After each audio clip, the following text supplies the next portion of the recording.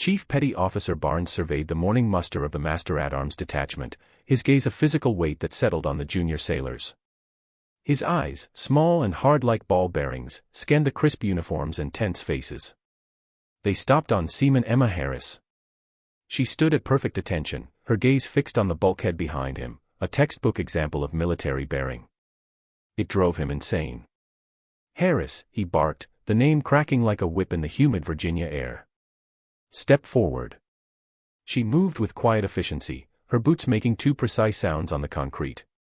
She stopped exactly 2 paces in front of him, her expression unchanged. She was an enigma, this sailor. She never complained, never offered excuses, never showed a flicker of the frustration or fear he so enjoyed cultivating in his subordinates. She just did her job with a silent, unnerving competence. "You think you're something special, don't you, Harris?" Barnes sneered, circling her slowly like a shark. The other sailors shifted uncomfortably but kept their eyes forward, a conspiracy of silence. They knew the routine. "You think all this by-the-book nonsense makes you a better sailor?" Harris remained silent. Her orders were to stand fast and await instruction. Speaking would be a violation. "I asked you a question, Seaman," he roared, his face turning a blotchy red. "This sailor's only thought is to execute the duties assigned by the watch commander." "Chief," she replied, her voice calm and even, devoid of any emotion. It was the perfect, infuriatingly correct answer. Barnes grunted, deprived of the reaction he craved. "Right. Your duties," he grinned, a cruel twist of his lips. "Well, I have a special duty for my special sailor. You're off the main gate rotation. Effective immediately, you are assigned to Gate 3. You will be its permanent post captain." A low murmur rippled through the ranks before being instantly suppressed. Gate 3. It wasn't just a bad post, it was a career graveyard. It was the forgotten entrance at the far western edge of Naval Station Norfolk, a place where the asphalt was crumbling and the only regular traffic was the twice-daily garbage truck and the occasional contractor who got lost. It was where you sent the slackers, the troublemakers, the people you wanted to disappear. You will stand the post, you will maintain the post, and you will reflect on what it means to be part of a team instead of trying to be a one-woman show, Barnes continued, his voice dripping with false magnanimity. "Maybe some quiet time out there with the seagulls will teach you some humility." Dismissed. As the formation broke, Harris turned and walked toward the armory to draw her weapon for the shift. She ignored the pitying glances and the few snickers that followed her. She didn't see the assignment as a punishment. She saw it as an order. And orders were to be followed to the absolute best of her ability. Gate 3 was worse than the stories. The guard shack was a metal box that had been losing a war with rust for decades. The paint was peeling, the single window was clouded with grime, and the air inside smelled of stale coffee and despair. The logbook on the small desk was a mess of illegible scrawls and coffee cup rings.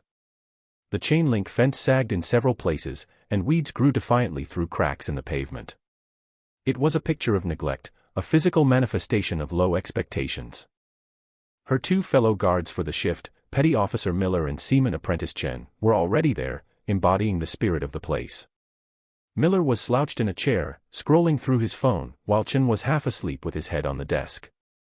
They barely acknowledged her arrival. "You're the new lifer," Miller grunted without looking up. "Barnes really has it in for you." "I'm Seaman Harris," she said, setting her gear down. "I'm the new post captain." Miller finally looked up, a smirk on his face. "Post captain? Of this dump? Congratulations. You're king of the garbage heap." He went back to his phone. Chen snored softly. Harris didn't reply. She walked outside and began a slow, deliberate patrol of the gate's perimeter. She noted the broken hinge on the main gate, the faded paint on the stop sign, the overgrown vegetation that partially obscured the security cameras. She was not the king of a garbage heap. She was a United States Navy Master-at-Arms, and this was her post. And her post would be perfect. The first week was a silent battle. Harris started by simply doing her job.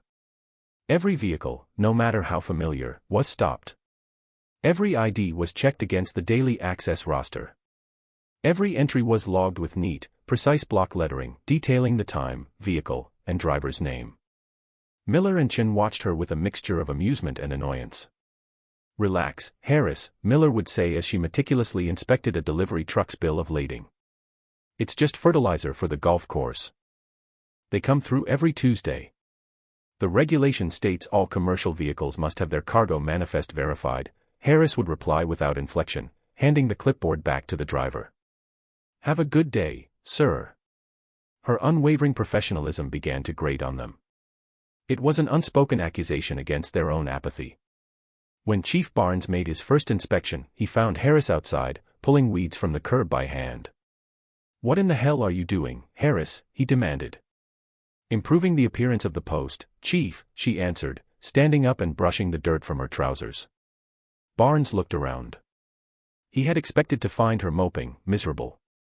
Instead, the shack's window was sparkling clean. The floor inside had been swept. The logbook was immaculate. It was not the scene of punishment he had envisioned. It was a scene of order. "Your job is to stand the gate, not play gardener," he snapped, unable to find a legitimate fault. "Get back to your post." He drove off in a cloud of dust and frustration. His plan to break her was failing. He decided to escalate. The next day, a new order came down. Gate 3 was now a 24-hour post, and Harris was assigned the permanent midnight to 0800 shift. The worst of the worst. It was a shift of profound loneliness, where the hours crawled and the only company was the chirping of crickets and the distant hum of the bass. He also began a campaign of microaggressions. He would show up at 0300, hoping to catch her sleeping. He never did. He would quiz her on obscure security directives. She always knew the answer. He put her in for the dirtiest cleaning details during her off hours, blaming it on manning shortages. She completed them without complaint. Her isolation from her peers deepened. Barnes would hold her up as an example of what not to be. "See this logbook," he'd shout at Muster, holding up her work. "This is what happens when someone has too much time on their hands. This isn't a library, it's a gate log. Miller, Chen, you're not expected to write novels like Seaman Harris here." The others learned to keep their distance. Associating with Harris was inviting the chief's wrath. She ate alone, stood her shifts alone, and in the sprawling, crowded world of the naval base, she was an island. But on her island, things were changing. During the long, silent hours of the mid-watch, she worked. She found a can of gray paint and repainted the rusted door of the shack. She used a straight edge and a marker to draw neat lines in the logbook, creating organized columns. She submitted a work request to get the gate hinge fixed and, when it was ignored for a week, she found a maintenance toolkit and fixed it herself. She studied. She downloaded every instruction and manual related to base security she could find. She memorized the protocols for every conceivable situation, from a peaceful protest to an active shooter. She learned the vehicle markings for every command on base, the identification badges for civilian contractors, and the specific entry requirements for foreign naval officers. The lonely guard shack became her university. The other guards assigned to her shift started to notice. They'd arrived to find the coffee pot already clean and brewing. The duty roster for cleaning the head was always completed before they even had a chance to look at it. Harris never mentioned her extra work. She just did it. The initial annoyance from Miller and Chen slowly morphed into a grudging, unspoken respect. They still kept their distance, but the open mockery stopped. They started to check IDs a little more carefully. Their log entries became a little neater. Excellence, it turned out, was quietly contagious. Commander Rohr was a man who appreciated anomalies. As a senior officer in the naval special warfare community, his entire career was built on spotting the things that were out of place, the subtle detail that signaled an ambush, the flicker of doubt in a source's eyes, the one piece of intelligence that didn't fit the pattern. He noticed the changes at Gate 3 because it was his preferred route off base late at night. The main gates were a bottleneck of traffic and saluting junior officers. Gate 3 was supposed to be a forgotten, frictionless exit. For years, it had been exactly that. The guards, usually half asleep, would wave him through with a lazy gesture. Then, about a month ago, things changed. The first time, he was stopped by a young female sailor. She was crisp, professional, and her salute was a work of art, a perfect, sharp motion that ended with her fingertips just touching the brim of her cover. "Good evening, Commander," she had said, her flashlight beam directed not at his face, but at his ID card as he held it up. "Please wait one moment." He watched as she stepped back into the shack. Through the now spotless window, he saw her check his name against a printed roster. It was a small thing, a step most guards skipped for officers they recognized, but it was correct. It was the protocol. "Thank you, Commander," she said, returning to his window. "Have a safe night." Roar drove away, intrigued. The next time he passed, he noticed the guard shack itself seemed different. It looked squared away. The rust spots were gone, the numbers on the building were freshly painted, and a small, neat bed of mulch had appeared around its base, home to a few hardy flowers. It was absurd. It was a guard shack, not a suburban home. Yet, it spoke of pride. Of ownership. He started making a point of using Gate 3. Each time, he was met with the same unwavering professionalism from the same sailor. Seaman Harris. He learned her name from her name tape. He started to test her. One night, he approached the gate in a civilian vehicle, using his driver's license instead of his military ID. "I'm sorry, sir," she said politely but firmly. "I need to see your military identification or a valid base access pass to grant you entry." "I'm Commander Roar," he said, putting a hint of impatience in his voice. "I work in the Spec War building. I just forgot my CAC card." "I understand, Commander. However, regulations require me to deny entry without positive identification. You can proceed to the Visitor Control Center at Gate 1, and they can issue you a temporary pass." Her voice was a placid lake of calm. She did not waver. She did not get flustered. She simply stated the rule. He stared at her for a long moment. She met his gaze without blinking. He saw no arrogance, only resolve. This was not a power trip. This was a sailor doing her job. "Very well, Seaman," he said, a slow smile spreading across his face. He put the car in reverse and pulled out his proper ID. "My mistake. I seem to have found it." He presented his military ID. She checked it with the same methodical care as before, as if she had never seen him before in her life. It was magnificent. The next day, Roar pulled her file. What he found baffled him. Seaman Emma Harris had a perfect record. Top marks in her A school. Stellar fitness reports. Not a single disciplinary mark. Yet here she was, assigned to the worst post on the largest naval base in the world. It didn't add up. An assignment like that was punitive. But for what? There was no record of any infraction. He made a quiet inquiry. He spoke to a Master Chief he trusted in the base security department. The Master Chief sighed. "Ah, Harris. She works for Chief Barnes. Barnes thinks she's a hotshot, a know-it-all.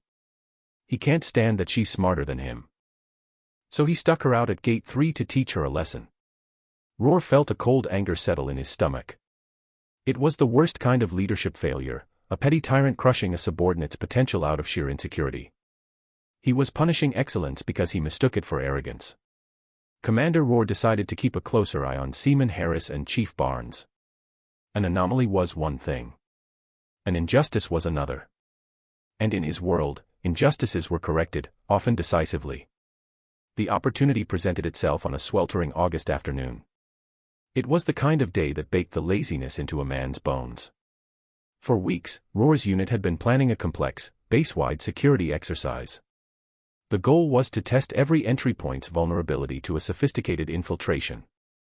A red team of operators, disguised as a convoy of contractors, would attempt to bring a simulated explosive device onto the base. Every gate had been given the same intelligence briefing. A high-value, nondescript convoy would be attempting entry at some point during the week. All protocols for commercial vehicle inspection were to be followed to the letter. Roar was in the command vehicle, monitoring the radio as the red team convoy approached the main gate. As expected, the guards there, overwhelmed by the lunch hour rush, performed a cursory check.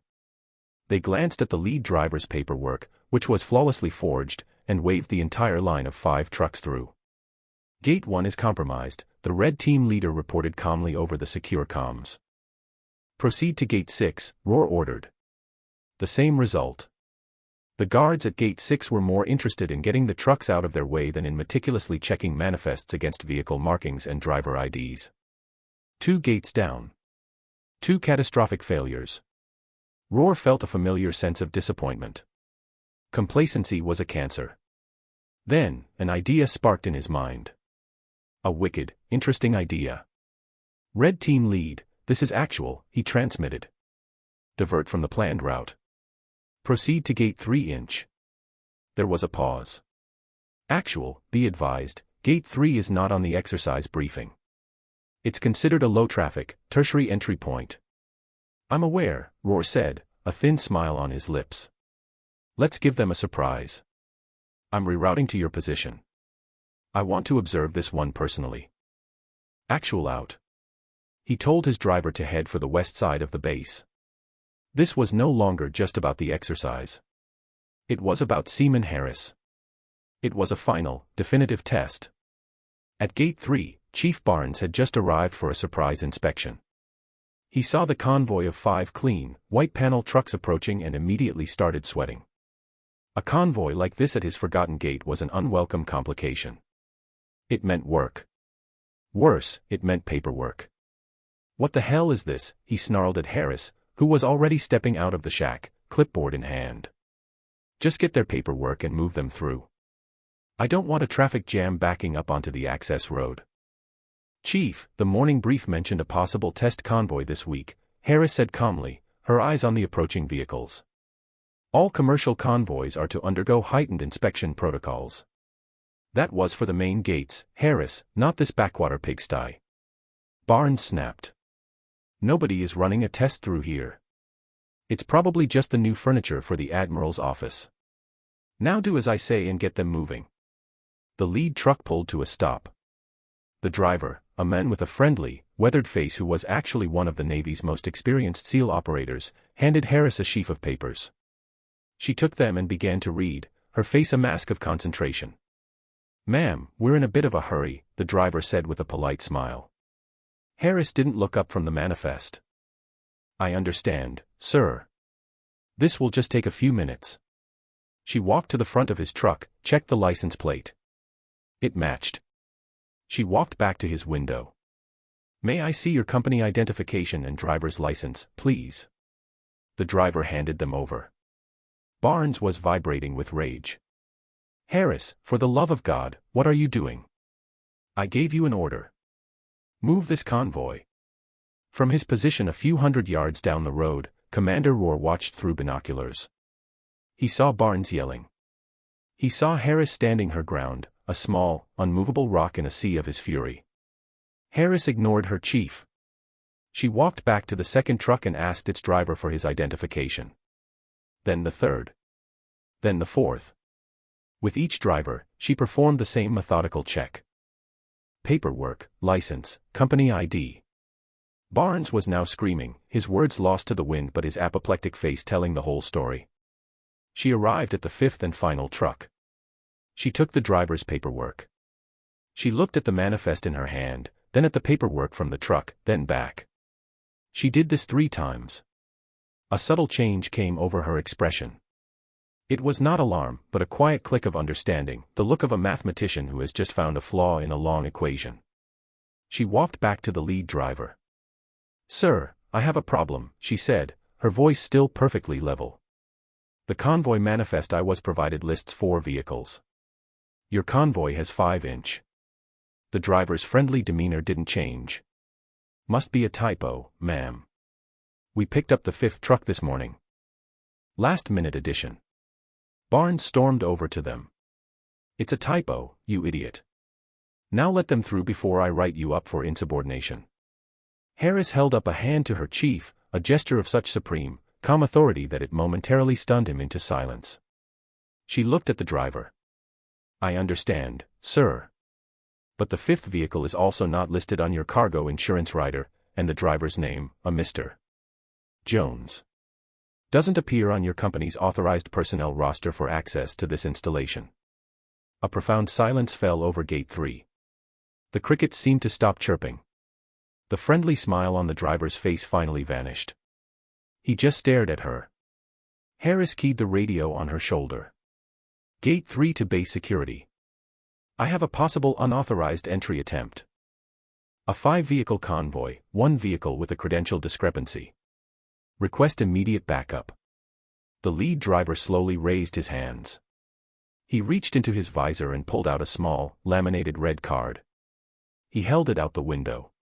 Congratulations, Seaman, he said, his voice now devoid of any folksy charm. Exercise terminated. You win. Chief Barnes stared at the red card, his mouth hanging open. His face, which had been crimson with rage, was now pale with dawning horror. He looked from the card to Harris, and then to the black SUV that was now pulling up behind the convoy. The door opened and Commander Rohr stepped out. He walked past the trucks, his eyes fixed on the scene. He took the red card from the SEAL operator and looked at Harris. Every other gate on this base, Seaman Harris, he said, his voice quiet but carrying across the still afternoon air, every single one, failed this test. They waved this convoy through in under 2 minutes. You, on the other hand, just prevented a simulated truck bomb from being parked next to the Naval Special Warfare Command headquarters. You did that while being actively countermanded by your direct superior. Rohr's gaze shifted, landing on Chief Barnes like a physical blow. Barnes seemed to shrink, the bluster and arrogance evaporating from him, leaving behind a small, frightened man. Chief, Rohr began, his voice dropping to a dangerously low temperature. I have been observing this gate for 2 months. I have seen Seaman Harris take this forgotten piece of real estate, this dumping ground for sailors you dislike, and turn it into a model of military excellence. I have seen her do it alone, with no support, and while enduring constant harassment from you. He stepped closer to Barnes, who was now sweating profusely. I personally witnessed you order her to violate security protocols in the middle of a base-wide exercise. I witnessed you attempt to intimidate a subordinate for doing her job correctly. You are not a leader, Chief. You are a bully. You are not a guardian of this base, you are its weakest link. Rohr turned to Harris. Seaman, may I see your logbook? She retrieved the book from the shack and handed it to him. Rohr flipped through the pages. He saw the neat entries, the maintenance logs she had kept, the detailed reports of every minor incident. It was a record of unwavering diligence. It was also, in its own way, an indictment of the command's neglect and Barnes's malfeasance. This, Rohr said, holding the book up for Barnes to see, is what right looks like. This is what attention to detail looks like. This is the work of a sailor who takes her oath seriously. Something you clearly forgot how to do a long time ago. He turned and walked back toward Barnes, stopping directly in front of him. Your time as a watch commander is over. Your time in any position of authority is over. I am going to walk from here directly to the office of the Command Master Chief, and I am going to personally recommend you for a captain's mast for dereliction of duty and abuse of your position. I suspect your next assignment will involve a lot of paint chipping. In a very cold climate. Barnes didn't say a word. He couldn't. His career had just ended in the dusty heat of Gate 3, witnessed by the operators he had failed to stop and the sailor he had tried so hard to break. He was a hollow shell. Rohr dismissed him with a flick of his eyes and turned back to Harris. Her expression was the same as always, calm, professional, waiting for her next order. The other guards from the relief shift had arrived, drawn by the radio call. They stood at a distance, their faces a mixture of shock and awe. Petty Officer Miller looked at Harris not as a try-hard, but as a hero.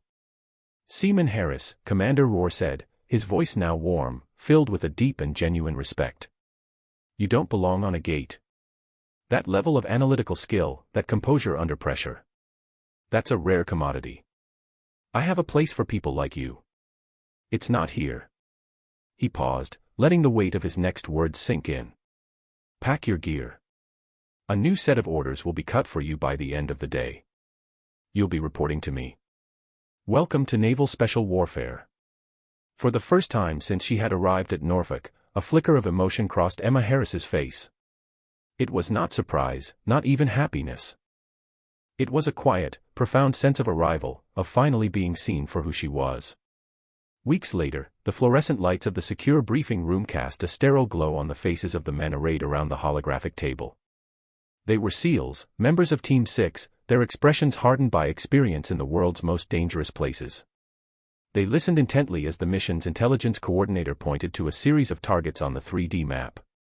The primary ingress point is here, she said, her voice clear and confident, cutting through the tension in the room.